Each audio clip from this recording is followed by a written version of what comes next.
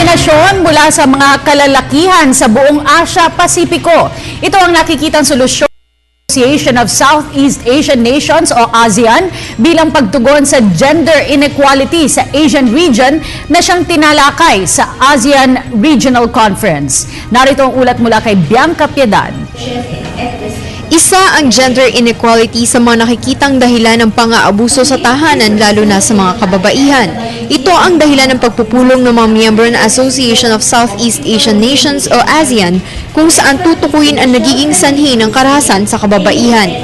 Sa huling araw ng ASEAN Regional Conference, binigyang pansin ang kahalagahan ng pagpapalakas ng partisipasyon ng mga kalalakihan, mapabata o matanda sa pagsawata sa gender-based violence, pagkalat ng sakit gaya ng Human Immunodeficiency Virus o HIV at pagwawakas sa gender inequality. If we know, for example, that men's attitudes towards gender or women and men's relationships, we do know that when men have very negative attitudes towards women's roles, that tends to be associated with their use of violence. Men that have negative attitudes are more likely to use violence.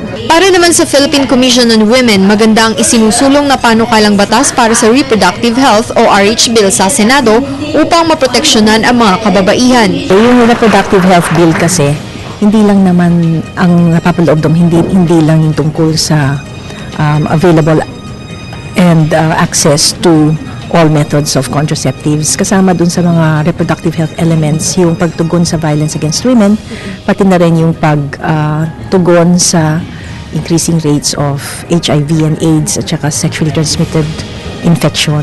Buo din ang suporta ng National Youth Commission para sa RH Bill dahil matutulungan itong itulak ang women empowerment sa buong bansa. Kami sa NYC, we're standing for age-appropriate RH education kasi hindi lang naman pinag-usapan dito kalusugan kundi pati yung relasyon ng kababaihan sa kalalakihan ng mga tao sa mga LGBT people kasi di ba when we're more aware of the differences and diversity ng sexuality, for example, mas nagkakaroon tayo ng appreciation kung paano tayo dapat nakikipag-relate sa ating kapwa. Kailangan pa rin umano sa ngayon na buuin ang pag-aaral kung ano-ano pang salik ang nakakaapekto sa pagtrato ng mga kalalakihan sa mga kababaihan. Subalit kumpiyansa ang mga dumalo sa komperensya na sa tulong ng koordinasyon ng mga kalalakihan ay matutugunan na ang lumalalang problema sa gender inequality sa Asia. Para sa Telebisyon ng Bayan, Bianca Piedad.